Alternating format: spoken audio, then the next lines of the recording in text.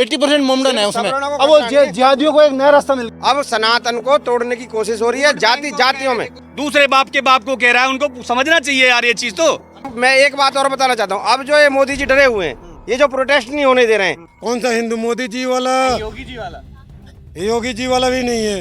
मजे की बात ये है, मोदी जी थोड़ी देर के लिए ना आरक्षण थोड़े दिन के लिए बंद कर दो, फिर देखना सारे ब्राह्मणी और क्षत्रिय नजर आएंगे भारत में। अगर वो हिंदू सिर्फ हिंदू मुस्लिम नहीं रहा है, अब एक वर्ग और बन गया है।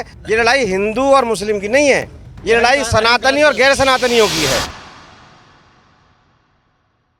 नमस्कार दर्शकों, मेरा नाम है गौरव तिवारी और आप एक और बार देख रहे हैं सक्रिय भारत। बीते दिनों ये खबर आ रही थी कि यूजीसी की एक नई गाइडलाइन आएगी जिसके खिलाफ स्वर्ण समाज ने काफी विरोध किया और आज जंतर मंतर पे स्वर्ण समाज इसी को लेके विरोध करने जा रहा था, लेकिन पुलिस ने उनको रोक दिया और कहा कि आपको अनुमति नहीं है, मतलब आपके पास प्रोटेस्ट करने की परमिशन नहीं है। इसके बाद हमने लोगों से बात करी और आगे आप वीडियो में देखिए कि क्या कुछ उन्होंने बोला और उनका आक्रोश कैसे साफ साफ झलक रहा है। जैसा यूजीसी को लेकर के हमारे यहाँ पे धरना था, लेकिन यहाँ पे इन्होंने धरना हमें करने नहीं दे रहे हैं। चप्पे चप्पे पे पुलिस लगा रखी है और हमें यहाँ पे जंतर मंतर पे घुसने भी नहीं दे रहे हैं। ये हमारे साथ इनका तीसरा वाकया है। पहले हमने 8 मार्च को इनसे परमिशन ली थी, इन्होंने 8 मार्च एक दिन रात पहले इन्होंने कैंसिल कर दी।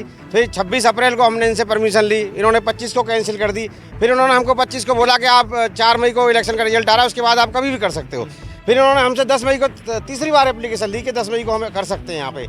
और इनका फिर कल से फ़ोन आ रहा है कि नहीं आपका रद्द कर दिया है, आप यहाँ नहीं आएंगे। अब एक बात तो, हमने इतने सारे लोगों को बुला रखा है, इनवाइट कर रखा है। लोग दूर दराज से, कोई ट्रेन से आ रहा है, कोई बस से आ रहा है, और इनका पूरी तरह से ज्यादती हमारे साथ दिल्ली पुलिस कर रही है। और यहाँ पे एक तरह से ये कि इनको सरकार से या तो स्पेस निर्देश है कि यूजीसी के खिलाफ कोई आवाज़ उठने मत दो। तो यूजीसी एक्ट में क्या ओबीसी भी शामिल है उसमें। आपने यदि किसी को भी टारगेट करना, आप बहुत पढ़ने में होशियार है, मैं कुछ नहीं हूँ, मैं आपको कह दूंगा साहब इन्होंने मुझे ये दे दिया, जातिगत मेरे साथ दुर्भाव, आपका तो लाइफ कैरियर खराब हो गया। अभी एक लड़का था डॉक्टर, पुराने अभी कुछ दिन बाद है, उस पर एक लड़की ने आरोप लगा दिया।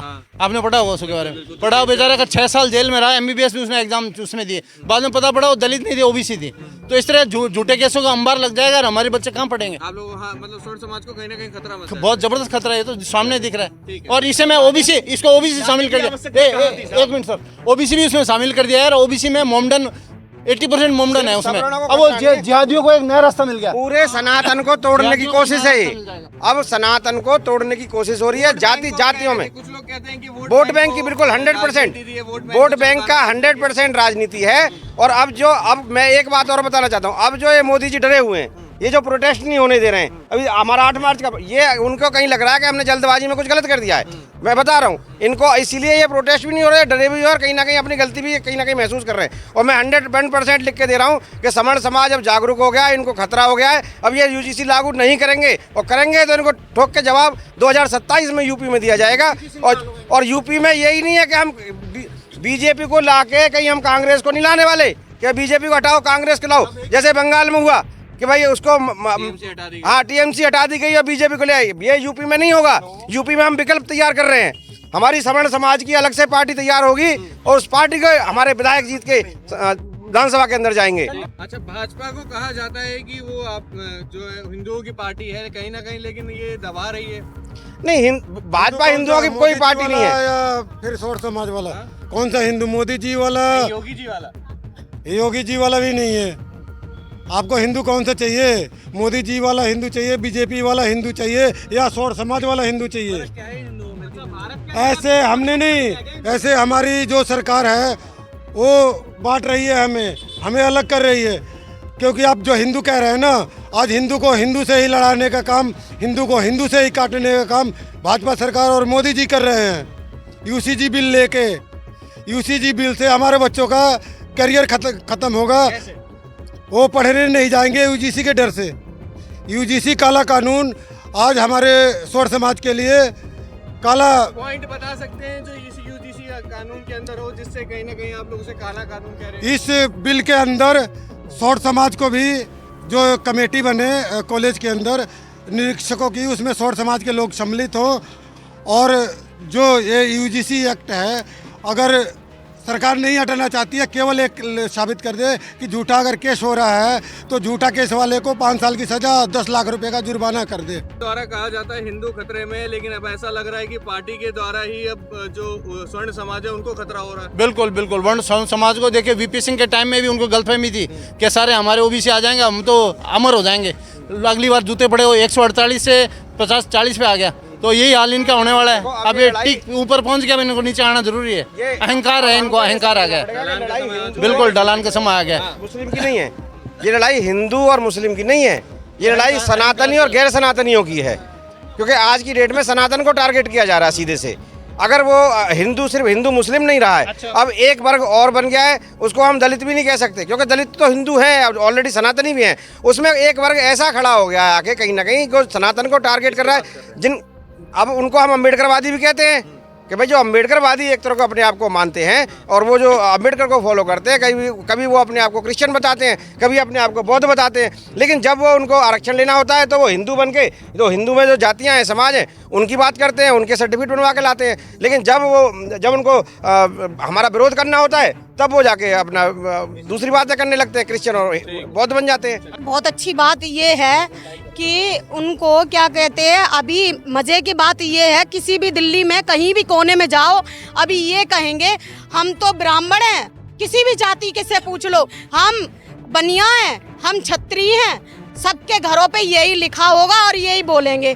जब दलित कोटा लेना हो, उनको आरक्षण लेना हो, तो वो ऐसी बन जाते हैं। मजे की बात ये है, मोदी जी थोड़ी देर के लिए ना आरक्षण थोड़े दिन के लिए बंद कर दो, फिर देखना सारे ब्राह्मणी और क्षत्रिय नजर आएंगे भारत में, कोई भी दलित नहीं बचेगा। ये बहुत मजे की बात है, करके देख ले। मोदी क्या, उनके जो चंद्रशेखर आजाद है ना, वो सबसे पहले अपना बाप बदलेगा, बदल के घूम रहा है। ये बहुत मजे की बात है। एक बार मेरे कहने से, मेरी जबान से ये शब्द करके देख लें, आरक्षण खत्म करके देख लें, उनको सारे ब्राह्मण न नजर आए हर गली में, कहीं भी कोने में दलित नहीं बचेगा। क्यों? दलित कहने में उनको शर्म आती है, अपना नाम बताने में, और उस जगह जब आरक्षण लेते तो शर्म नहीं आती है। हम तो ऐसा नहीं करते। रावण ये कहते हुए नजर आते हैं कि हम लोग ब्राह्मणवाद देश में नहीं चलने देंगे। ब्राह्मणवाद है क्या, ये पूछो ना उनसे आप। वो तो ब्राह्मणवाद मनुवाद की बात करते हैं। ब्राह्मणवाद और मनुवाद में ही तो सब कुछ है, पूरे शास्त्र हैं। फिर वो हवन पूजन क्यों करते हैं? मैंने तो अभी भी देखा था हवन पूजन कर रहे थे ब्राह्मण। हवन पूजन तो ब्राह्मणवाद का हिस्सा है। वो तो मैंने आपको जो पहले बताया, वो आरक्षण लेने के लिए तो उनको ब्राह्मणवाद चाहिए, मनुवाद चाहिए। जो मनुवाद की जो व्यवस्था बनाई हुई है, जो उसमें कास्टिज्म बनाया हुआ है, उसके सर्टिफिकेट बना के वो आरक्षण लेते हैं, ये सब करते हैं। वर्ण व्यवस्था है उसके अंदर। लेकिन जब उनको दूसरी बातें करनी होती हैं तो वो बरगलाने वाली बातें करने लगते हैं। रावण जो है, आप रावण की बात कर रहे हैं, तो रावण कौन था? चंद्रशेखर आजाद कौन थे? तो वो किस तरीके से मतलब अपने दूसरे बाप के बाप को कह रहा है, उनको समझना चाहिए यार ये चीज। तो खुद हमारे ब्राह्मणों का टाइटल लिए हुए और बोलते हैं ब्राह्मणों बात नहीं करने देंगे। ये कहाँ की मानसिकता है? ब्राह्मणों के बीच से, वो ब्राह्मणों से पैदा है क्या? SC, ST, OBC और माइनॉरिटी सबको शामिल कर दिया है, सिर्फ सवर्ण को हटा दिया है UGC में नए कानून के तहत। SC से बच जाएगा, ST से बच जाएगा, OBC से बचेगा, जिहादी नहीं छोड़ेंगे। लड़का जाएगा जेल, लड़की जाएगी बिस्तर पे। क्या गलत मांग कर रहे हैं हम? भाई हमें भी उसमें शामिल करो ना। हमारे खिलाफ भी अगर जातिगत कोई बात होती है या कोई टीका टिप्पणी होती है या जातिगत हमारे खिलाफ भी कोई कार्रवाई होती है, क्या हमारे खिलाफ नहीं होती है? बिल्कुल होती है। और जैसा कि ये लोग कहते हैं, शुरू से 1903 से ये लोग आरक्षण ले रहे हैं। इनको कब दबाया गया, कब कुछ?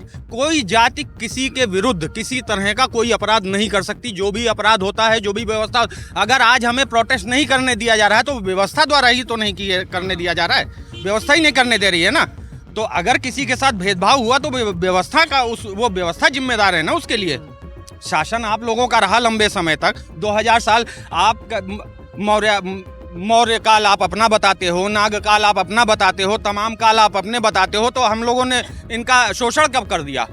इनके साथ भेदभाव कब कर दिया? आप बताओ। बिल्कुल, क्योंकि हमारे नेता जो हैं हमारे बीच के, वो हमारे साथ खड़े नहीं है सवर्ण समाज के, इसीलिए ये हमारे साथ ज्यादती हो रही है। यहाँ पे आप देखो अभी पिछले महीने में चंद्रशेखर रावत ने यहाँ पे 5000 लोगों को लेकर कार्यक्रम किया यूजीसी के समर्थन में, और भी कई यहाँ पे वो एक मौर्य थे वो करके गए हैं, लेकिन हमारे यहाँ क्यों रोका जा रहा है ये हमारी समझ में नहीं आ रहा है। कहीं ना कहीं इसके लिए हमारे जो लीडर हैं, हमारे जो लोकसभा में राज्यसभा में जो लोग हमारे सवर्ण समाज के बैठे हैं वो आवाज़ नहीं उठा रहे हैं, और वही हमारी आवाज़ को यहाँ दबाने की कोशिश कर रहे हैं बहुत ज़्यादा। लेकिन सर सवाल ये भी उठता है कि भारतीय जनता पार्टी के भी कई तमाम ऐसे बड़े नेता हैं जो यूजीसी का विरोध करते हुए नजर आए। हमारे विधायक हो, राज्यसभा से हो चाहे लोकसभा से हो, कोई भी स्वर्ण समाज का विधायक या कोई भी अभी तक किसी ने भी, सबके मुंह पे दही जम गई है, कोई नहीं बोल रहा। इन्हीं को मजा दिया जाएगा 27 में खड़े होने को। नारा देने वाली पार्टी हाँ, वो खुद ही उन लोगों को टॉर्चर कर रही है। हाँ, अब पता लग जाएगा इनको 27 में। चलो बंगाल में तो स्वर्ण ने भी हेल्प की, चलो किसी तरह वहाँ पर बने, वहाँ पर वामपंथी और वो था, इसलिए अब ये इसलिए उछल रहे हैं कि यूजीसी में हम डाल के हम अब बंगाल को जीत लिया है। ये नहीं भूले 27 में इनको यूपी बता देगी। नहीं, दबा के तो रखा ही जा रहा है, सवर्ण समाज को दबा के रखा जा रहा है। आप ये समझो कि रोज नए कानून सवर्ण समाज के खिलाफ थोपे जा रहे हैं। आज ये पहला मौका नहीं है। 2018 में जब सुप्रीम कोर्ट का निर्णय आया था SC/ST एक्ट में, और अमेंडमेंट किया था उन्होंने कि इसमें उच्च अधिकारी की जांच होनी चाहिए, उसके बावजूद उन्होंने जाके फिर ये यहाँ पे राज्यसभा में और लोकसभा में बिल ले आए, और इन्होंने फिर जाके उसको पलट दिया राज्यसभा में लोकसभा में, आपको पता है। तो ये तो सवर्ण समाज के खिलाफ ज्यादती हो रही है। हर 10 साल के बाद आरक्षण को बढ़ाया जा रहा है। कब तक हमारा समाज है जो सोया रहेगा? अब हम जब जाग रहे हैं इस यूजीसी को लेके, क्योंकि अब बात हमारे बच्चों के भविष्य पे आ गई है। आज हमारे बच्चों का भविष्य कहीं यूनिवर्सिटी कॉलेज में सुरक्षित नहीं है। आज उनके खिलाफ कोई भी झूठी कंप्लेंट दर्ज करा सकता है, और उसका नाम भी उजागर नहीं कर रहे हैं कि किसने कराई है। तो इस तरीके से झूठे मुकदमे दर्ज होंगे उनके खिलाफ, तो क्या होगा कल को, बताओ आप। दर्शक हम आ चुके हैं अंत की ओर। ये था पूरा मामला, आपने देखा कि कैसे लोगों में आक्रोश है, और पुरुष महिला दोनों से हमने बात करी और देखा कि हर एक व्यक्ति जो स्वर्ण समाज से यहाँ पे आया हुआ था उसकी आंखों में आक्रोश था, और सरकार के विरुद्ध बोलने को तैयार है। और उन्होंने ये भी कहा कि जो बीजेपी है वो हिंदुओं को बांटना चाहती है, वो गैर सनातनी काम करना चाहती है। उसको बोलती तो है कि हमारी जो पार्टी है वो हिंदुओं की पार्टी है, हिंदुओं के लिए हम काम करते हैं, लेकिन यहाँ तो कुछ दिख नहीं रहा है। बाकी हमने ये भी देखा कि उनके अंदर बीजेपी को लेके एक ऐसा गुस्सा है जो आमतौर पे स्वर्ण समाज में नहीं दिखता है, क्योंकि बीजेपी स्वर्ण समाज की पार्टी मानी जाती है। तो ये था पूरा मुद्दा। आपकी इस पे क्या कुछ राय है कमेंट करिएगा। मैं गौरव तिवारी, आप देख रहे हैं सक्रिय भारत। मिलूंगा अगली वीडियो। जय हिंद, जय भारत।